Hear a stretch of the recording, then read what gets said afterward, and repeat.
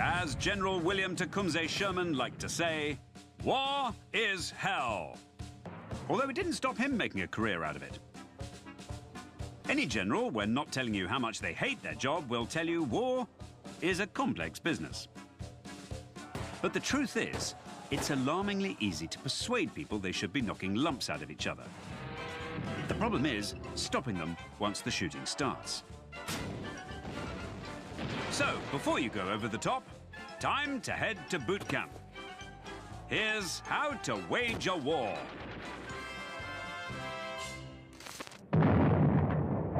There's an awful lot of history in the world. Too much, really.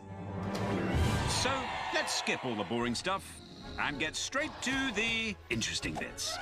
Sit back while we bring you the surprising, funny, frightening, and sometimes downright odd true stories about what people in the past were getting up to, and how to make it all work for you. This is History. The interesting bits.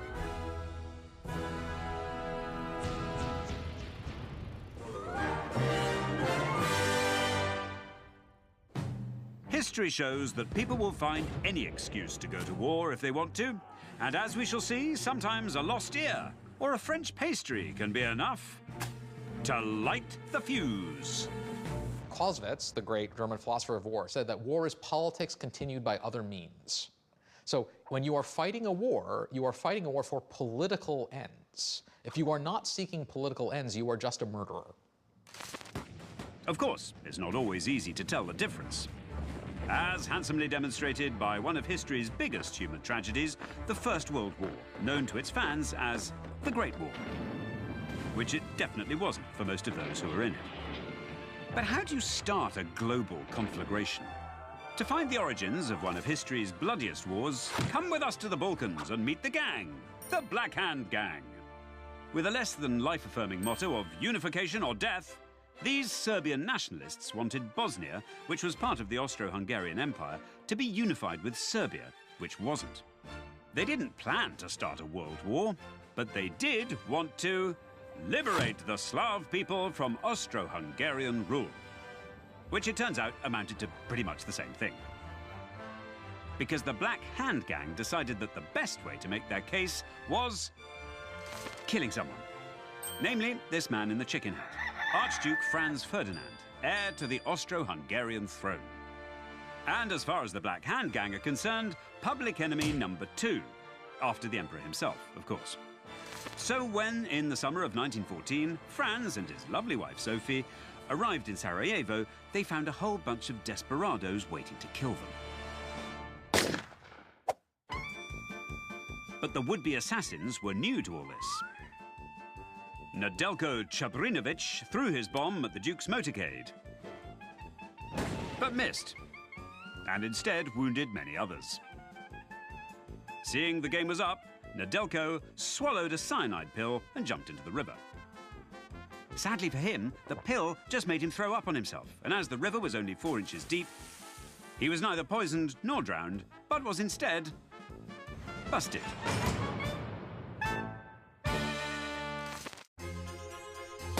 History suggests that trying to fix the world by killing someone important rarely turns out well. 19-year-old religious fanatic Jean Châtel lunged at King Henry IV of France in 1594 with a knife as part of a Jesuit assassination plot, but only managed to scratch the royal lip. The king's response was considerably more enthusiastic. Before dismembering him, Henry had his would-be assassin's hand burnt off in a bucket of molten sulfur. Still not satisfied, he then had the whole Jesuit order kicked out of France. Confirmation of the immortal words of Omar Little, if you come at the king, you'd best not miss. Britain's Queen Victoria was the target of several assassination attempts, but all missed the mark. One reportedly foiled by a couple of quick-thinking schoolboys with umbrellas. But by now, burning sulfur and grisly public executions were less fashionable, and none of the would-be assassins were executed. Even one that tried twice, and instead were banished, sentenced to hard labor, or thrown in an asylum. Back in Sarajevo, the royal visitors, with an admirable amount of stiff upper lip, went on with the day's events, attending a reception at the town hall, where the Governor-General Oskar Potiorek vetoed the idea of extra troops for protection. "Do you think Sarajevo is full of assassins?" he asked indignantly. The correct answer to that was, of course, yes. But even so, things could still have turned out better had Franz Ferdinand and Sophie not decided to change their schedule. The Archduke says, actually, I think I'd rather like to go to the hospital and see my friends who were hurt by the bomb that was meant for me. And I think he says to Potiorek, so where are we going? Are we going to take a shortcut? I don't want to be at risk anymore. And what Potiorek does is take them back down the exact same road where the assassins were and puts him right back in the line of fire. The confused driver, Leopold Leuker, took a wrong turn. And as they backed up, they passed Schiller's Delicatessen, where Gavrilo Princip was taking a quick coffee break from his Black Hand gang duties. Gavrilo seized the moment, pulled out his pistol, and fired 2 shots at the Archduke's car. One definitely hits Franz Ferdinand here, just above the collarbone. Sophie doesn't look like she's hit, and then she starts screaming when he has blood coming out of his mouth, and then she passes out and faints, as she actually dies on the way to the residence. These black caskets carry Ferdinand and his wife to Vienna.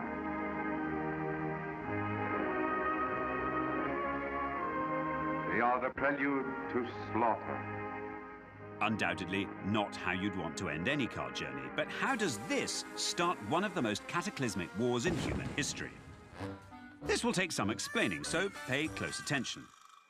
Austro-Hungary was just one of, frankly, far too many great powers in Europe in 1914, mainly ruled by a closely related group of men in chicken hats, who, despite their blood ties, didn't really get on at all. Europe is ruled over by this extended family tree that mostly spawns from Queen Victoria, and it's a bit creepy. So Wilhelm, the German Kaiser, is her oldest grandchild. Willie. Nicholas II, who's married to another granddaughter of Queen Victoria. And then you've got, obviously, George V is her grandson as well. Strangely, the Archduke Franz Ferdinand and his wife were some of the few European royals not actually related to Queen Victoria. But that didn't stop the chicken hats getting hot under the collar when Franz and Sophie were murdered and all hell broke loose anyway. Serbia get the blame for it because it's a Bosnian Serb that does it. Austria threatened Serbia. Serbia kind of roll over, but not completely. Austria have gone and got Germany to say that they'll back them up. That makes Russia angry, so Russia picks on Germany. Russia's friends with France, now Germany's going to pick on France as well. Poor Belgium's stuck in the middle because everyone's going to have to stomp through it. Luxembourg is as well, but they just roll over. Belgium want Britain to help them because there's some ancient pact promise that says that they should, but it's not really. But Britain agrees anyway, mainly because if someone wins, they want stuff too. And World War I was on. But if you think that seems like a poor reason to start shooting, how about these molehills that somehow turned into mountains? The flashpoint that led to the War of Jenkins Ear came when, in 1731, Spanish coastguards stopped Robert Jenkins' merchant ship. They didn't just check his cargo for contraband, they trashed his boat and cut his ear off. But for the moment, that was that. Until some 7 years later, when hawks in the English Parliament were still trying to get everyone behind a war with the Spanish, who were unsportingly making it hard for England's slave traders and smugglers to do business with Spain's colonies across the Atlantic. Suddenly, someone remembered Jenkins Ear! Jenkins was called to the House of Commons and turned up waving a pickle jar containing his lost lughull, which was enough for Parliament to justify declaring war on Spain. And yet, even this isn't the most unlikely or most belated reason for declaring a war. That distinction must surely go to the Pastry War. During the birth of the Mexican Republic, many foreign establishments in Mexico City were looted, including, in 1832, a pastry shop owned by a French expat named Monsieur Romontel, who oddly seems to have waited 10 years before taking his case to King Louis-Philippe of France. Seeing the chance to do something about all sorts of grievances with Mexico, Louis agreed to help. France demanded a staggering 600,000 pesos compensation. Monsieur Romontel must have sold some very expensive buns. The Mexicans weren't entirely sure whether this was a joke until the French blockaded the country and began to seize their possessions. So Mexico declared war on France and called their legendary General Santa Anna, he of the Alamo fame, back to the fray. At this point, it's worth noting that having General Santa Anna on your side could be a mixed blessing. Despite the big win at the Alamo, the self-styled Napoleon of the West had actually lost the war against the massively outnumbered and outgunned breakaway Texan Republic. The Pastry War didn't end well for him either. Following a skirmish with the French, he had to have his leg amputated, after which Mexico agreed to pay up, but never actually did. The only real winner was perhaps Santa Anna's leg, which was buried with full military honors. Once you've decided there is a war on, you'll need to tell someone about it, because if you don't, there's a risk nobody will turn up for the fight. Plus, it makes the whole thing nice and legal. In theory. The ancient Spartans used to declare war on their slaves every year, whether they were revolting or not. Their dubious logic was, if there is officially a war on, it's not murder when you kill them. The Romans had a special priest whose job it was to lob a spear into soon-to-be enemy territory, which, as far as Rome was concerned, was fair warning that a lot more Romans were on their way with a lot more spears. Actually, for most of recorded history, making a formal declaration of war has been pretty much optional. But since the early 20th century, there have been rules you should stick to, or else it's considered cheating.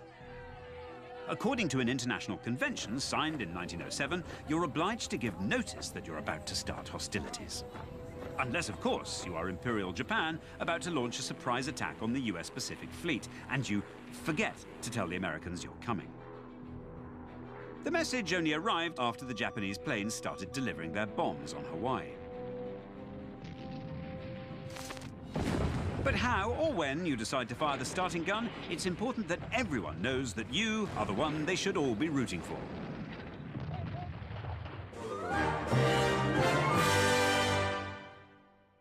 Good guys don't start wars, right?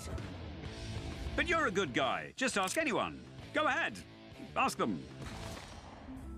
However flaky your pretext for starting a war, it's vital it doesn't look like it's your fault. One way to do that is to pretend the other lot started it, known as false flag operations. The idea of a fake attack staged against your own side is a favorite of conspiracy theorists. But even in the real world, it does sometimes happen. World War II began with Nazi troops attacking German border posts dressed in Polish uniforms to justify Hitler's invasion of Poland, in what was officially called Operation Himmler. But if false flags seem too stagey, you could just tell everyone the war you're starting is okay because it's what God wants. And who better to take the moral high ground than the Supreme Pontiff himself, the Pope? In 1095, Pope Urban II saw a convenient way to get the hordes of medieval Christian knights, then terrorizing each other, to go and terrorize someone beyond Christian Europe. So he spread a doubtful rumor that Muslims in the Holy Land were committing atrocities against Christian pilgrims, including forced circumcision.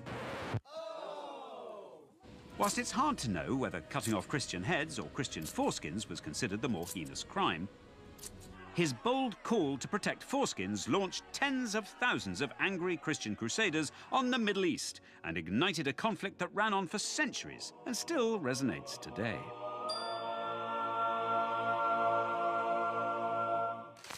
But given what a grisly business war is, taking and holding any sort of moral high ground can be a bit of a challenge.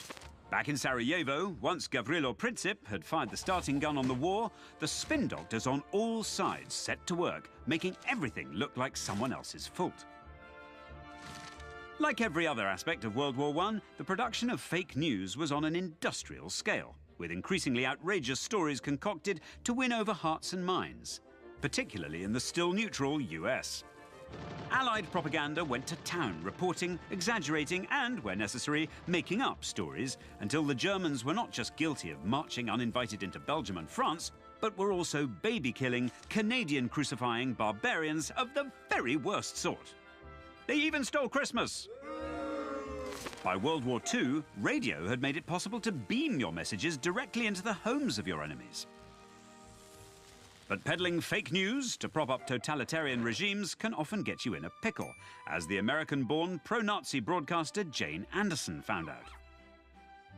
Jane, known as the Georgia Peach, made her first broadcast to the Allies from Germany on the 14th of April 1941, lavishing praise on Hitler, calling him an immortal crusader, a great lover of God. A highly unusual broadcaster, she ended each broadcast with the peculiar message, "Always remember, progressive Americans eat Kellogg's cornflakes and listen to both sides of the story."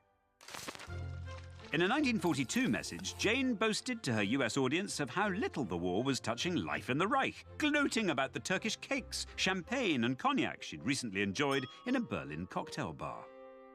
The Americans simply recorded the broadcast and played it back to Germany, where thousands of people heard about her privileged life of cake and champagne, while much of war-rationed Germany was eating turnips. The result was outrage, and the Nazis removed the Georgia Peach from the menu. My own sense is that, like propaganda can be deception, right? Intelligence, creating pretexts for war, the sort of deception and deceit and fracturing political coalitions can be very important.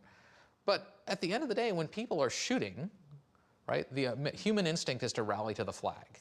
The Japanese had Tokyo Rose during the Second World War, right, who would speak in English to American soldiers and propagandize against them and tell them they were going to lose. Well, they didn't lose. They won. At the end of the day, what mattered was people on the battlefield. And one way to make sure you have enough people on the battlefield is by calling on your adoring public to pay for the war.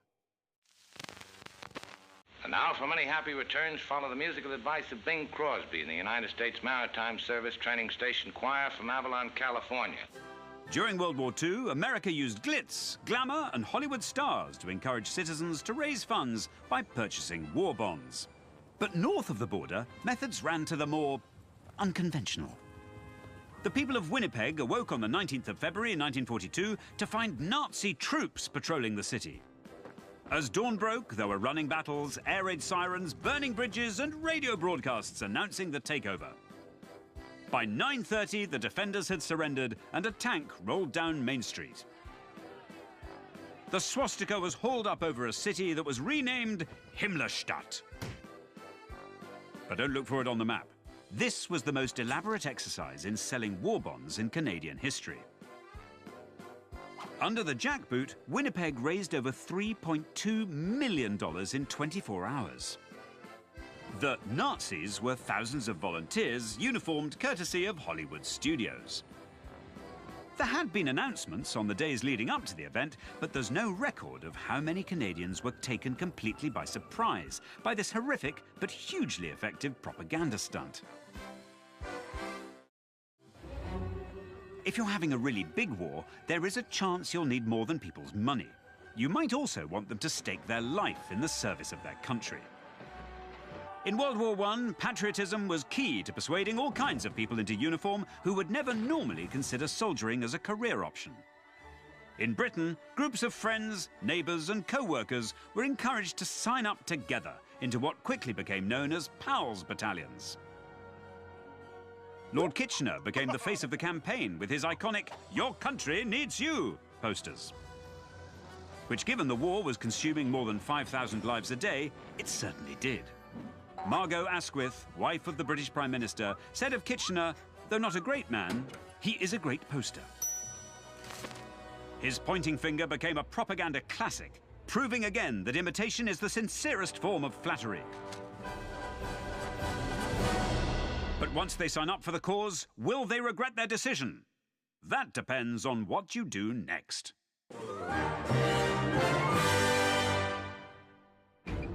No matter how good you are at winning over hearts and minds, war is a messy and dangerous business. When it comes to death or glory, it's the death bit that is usually most frequently encountered. Because once you've started a war, someone is going to get hurt.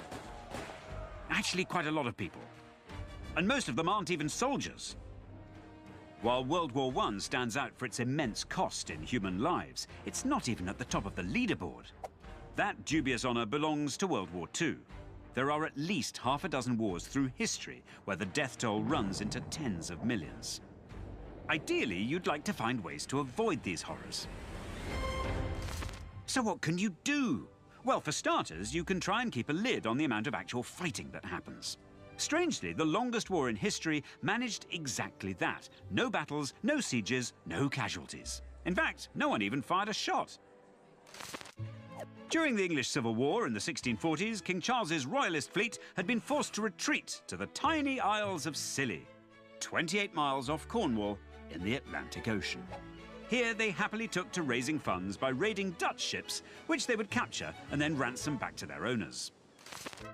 Unsurprisingly, this annoyed the Dutch, and so in 1651, Lieutenant Admiral Martin Harputzoon Trump arrived in Scilly to demand they stop it.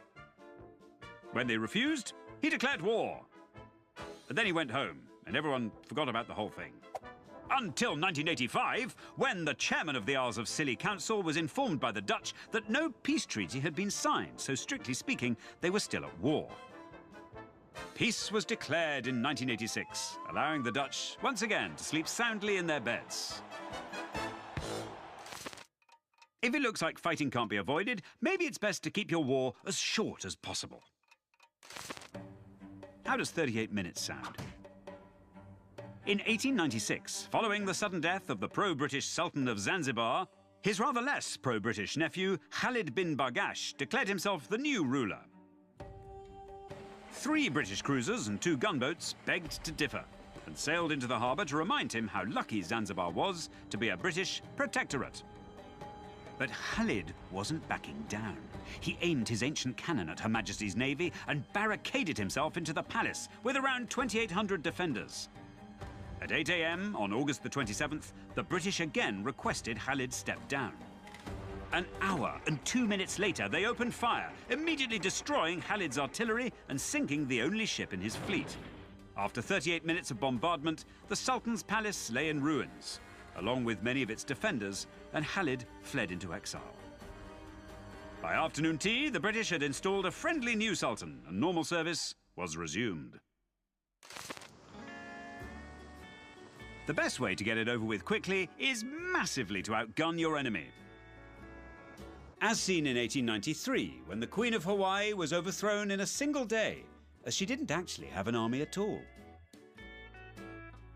Getting your licks in first can also be a splendidly effective way of getting it all over with quickly.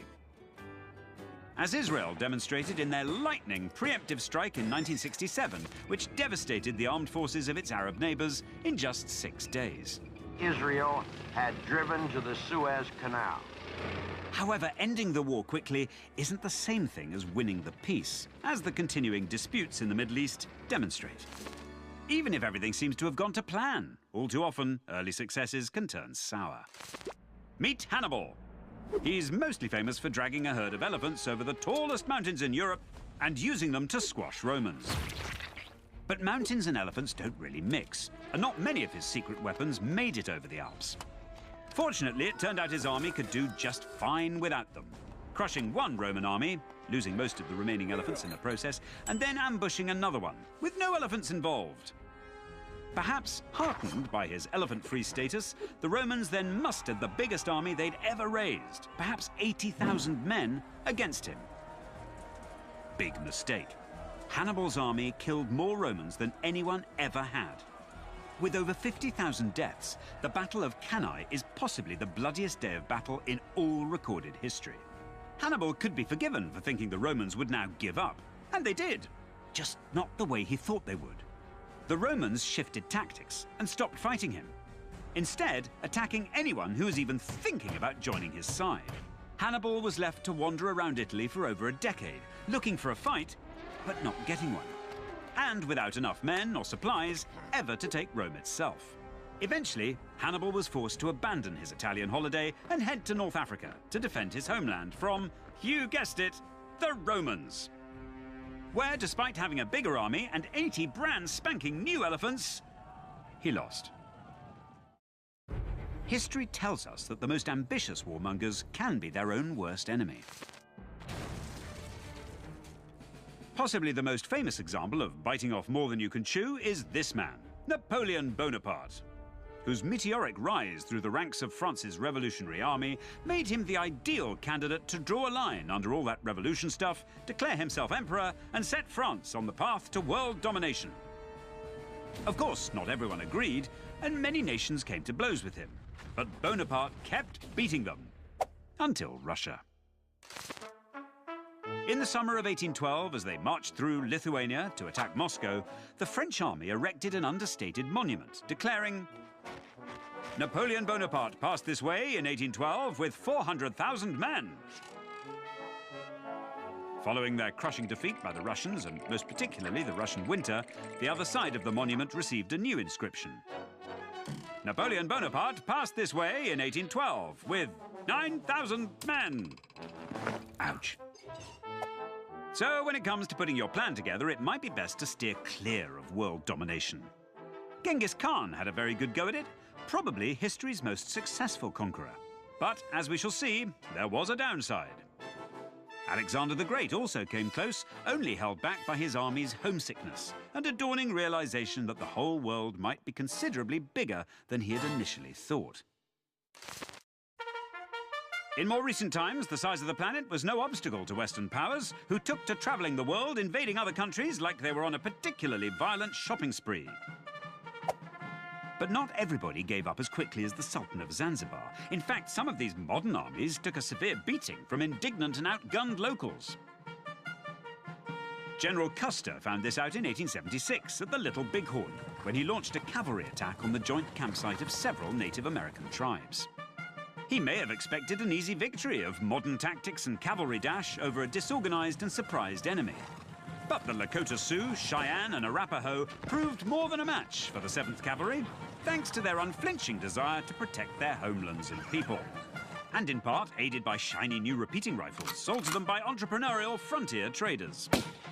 Custer only succeeded in getting himself and most of the regiment killed. An overconfident British force was equally blooded in Zululand in 1879, when their 1,500 men were annihilated by a Zulu army of over 20,000 that somehow nobody saw coming, until too late. Leaving it to the spin doctors to turn embarrassing defeat into stirring tales of heroism and the odd nice painting. Or in the case of General Custer, and with customary American razzmatazz, a thrilling circus act starring some of the men who actually killed him. But no amount of painting or acting can alter one stark military truth.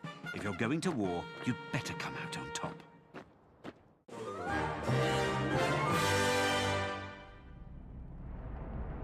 It's all very well having a goal and some kind of plan for your war, but you're going to need someone to fight it. And not just anyone. Ideally, you want history's deadliest warriors. There's no point endlessly debating whether the SAS could take down the Green Berets or could a Viking berserker poleaxe a samurai. We'll never know, so stop worrying about it. Better to ask, can an army that's highly trained, better motivated, and just plain tougher than anyone else's tip the scales of victory?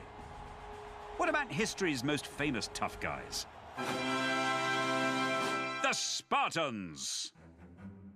Spartans loved to fight, and there was nothing they enjoyed more than a local derby with their rivals in the city of Argos. So, in 546 BCE, trying to avoid all-out war, the Spartans and the Argives selected 300 champions, each to fight out their differences. To the death! By the end of it, according to legend, just 2 blood-soaked Argives were left. Declaring themselves winners, they limped home for a ticker-tape parade.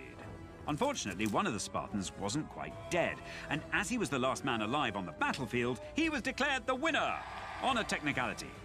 And then he killed himself. With the result of the battle now in dispute, a full war kicked off, which the Spartans won.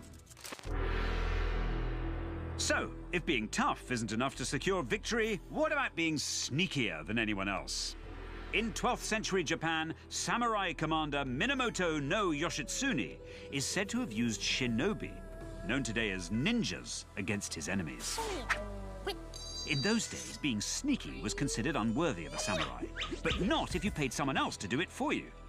Which is why the shinobi emerged, ready to scout, sabotage and assassinate, all in return for hard cash. The shinobi became so successful that they organized themselves into clans. Of course, if a noble samurai was resistant to employing shinobi warriors, he always had the option of hiring a less picky operator. But assuming history's deadliest warriors are busy washing their hair and can't come to your war, perhaps a super weapon might tip the balance.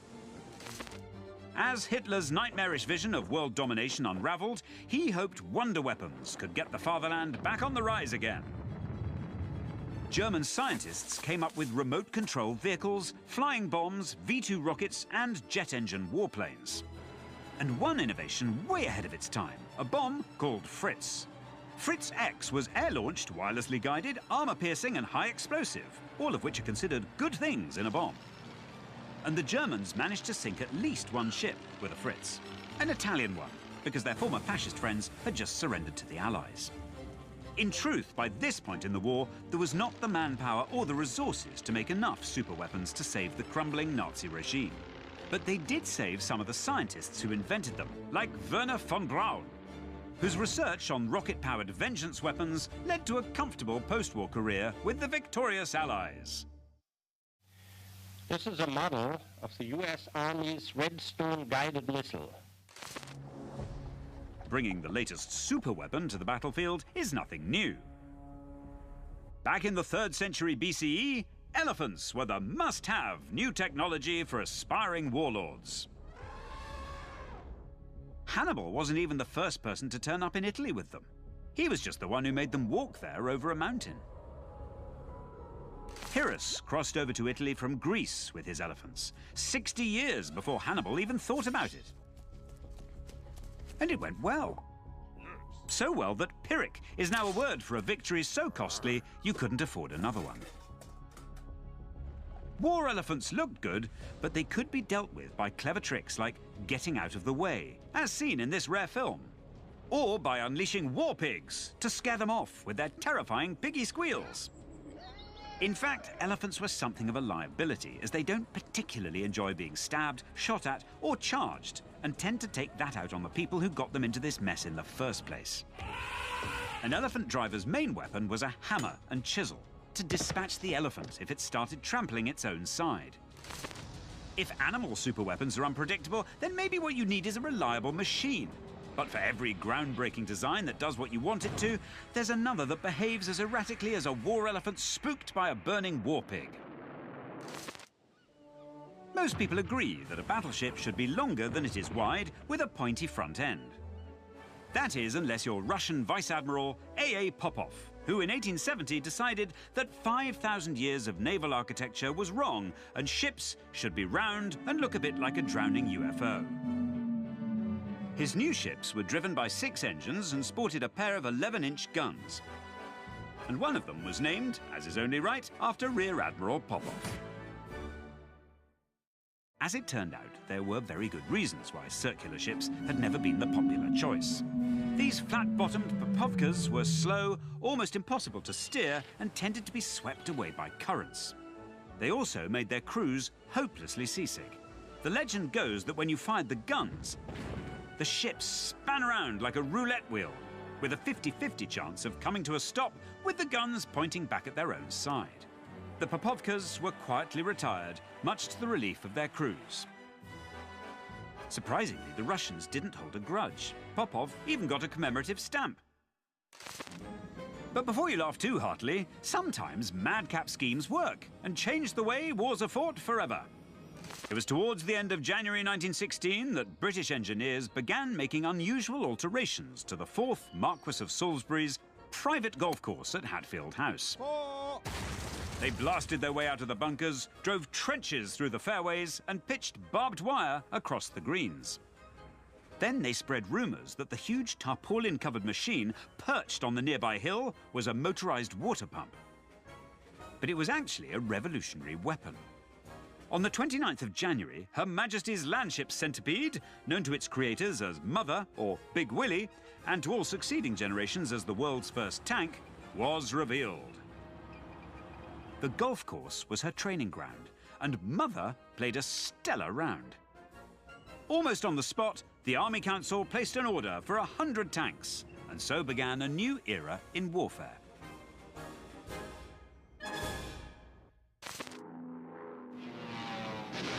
Messaging has always been a vital element in warfare, allowing commanders to relay their instructions to the front line, and allowing the front line to tell the commanders exactly what they think of them. But there are risks. In 1917, the nightmare facing the German Kaiser was that the Americans might join World War I on the side of the Allies. So they came up with a plan to keep them busy. It all started with a telegram to Mexico. Basically, the Zimmermann telegram is Germany saying to Mexico, hey, if you invade America from the south and help us out, we'll let you, like, keep Arizona and Mexico, Texas, and you can make it all part of Mexico. What its author, German State Secretary for Foreign Affairs Alfred Zimmermann, didn't realize was that all telegraph cables from Germany to the Americas were routed through a government building in London, where the occupants rudely read it and passed it on to US President Woodrow Wilson. It completely undermines that Germany have, on the other hand, been saying to President Wilson, oh yeah, like we could do with peace, yeah, we could come to the table, we don't have any angry intentions towards anybody. Well, it flattens that completely. So it definitely, I think, is the point where Wilson realises that his chances of getting everybody to the table to talk and find peace are non-existent. Wilson declared war on Germany, and Kaiser Wilhelm's nightmare came true, probably making him wish he hadn't started the war in the first place. When your war has become unwinnable, it's time to think about wrapping the whole business up.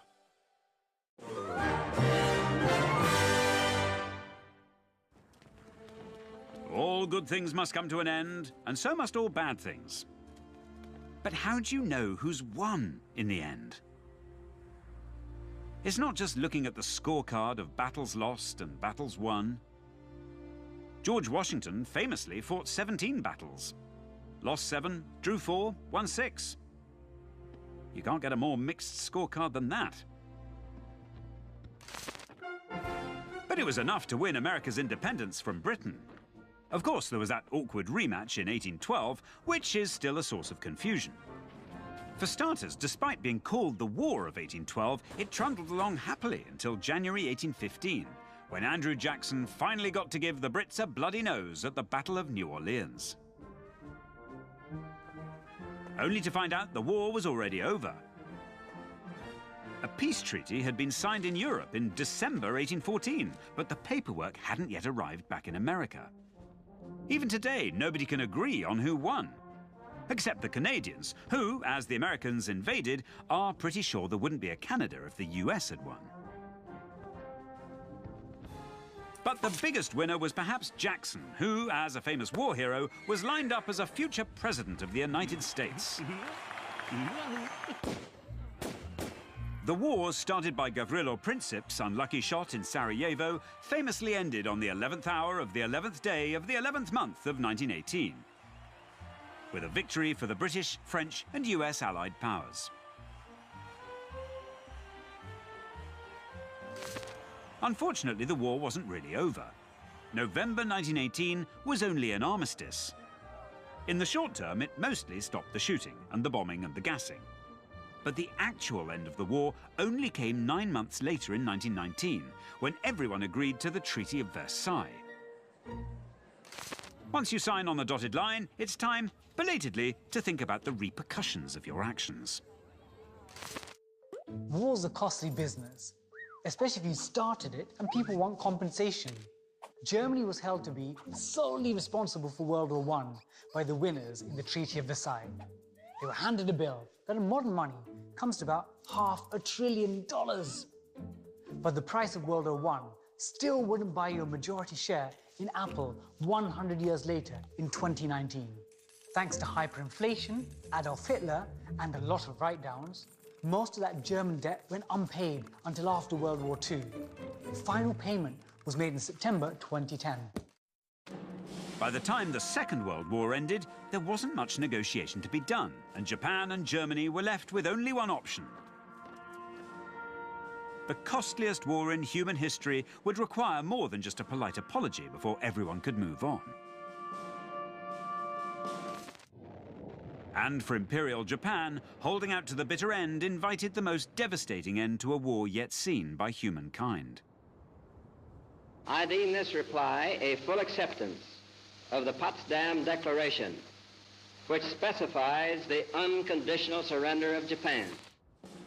As the possibly radioactive dust settles, it's time to confront the real terrible cost of your war, measured not in cash, but in human lives.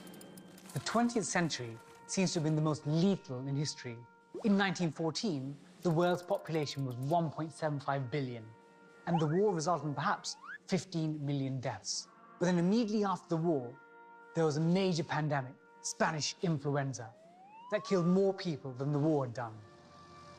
While World War II was underway, there were 2 billion people on the planet when it started, and at least 66 million deaths. On the face of it, that's 3.3% of the world's population lost. But in the same time period, in 1945, the global population grew to about 2.35 billion because births far outstripped deaths. And advances in medical science and hygiene were outpacing advances in killing people. But to find a war that really dented humanity, we have to reach back hundreds of years to the time of Genghis Khan. It's estimated there were 360 million on the planet at the time, around the year 1200. And some historians believe Genghis's conquests resulted in the deaths of 10% of them. Whatever the scale, there's no denying that Sherman was right. War is hell. War is awful beyond the ability of those of us who have never experienced it to imagine.